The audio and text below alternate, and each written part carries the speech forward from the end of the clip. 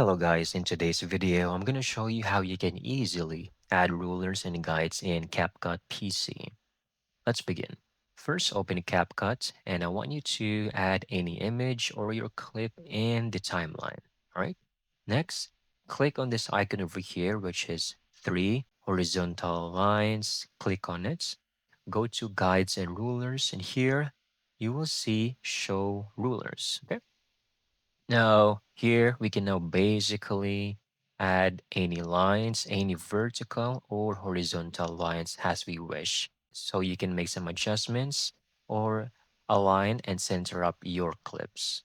Next, you can go ahead, click over here, guides and rulers. And if you wish to clear all of those lines, click over here and next would be if you just want to add a horizontal or vertical guide, it's also available in here as a quick option. Okay.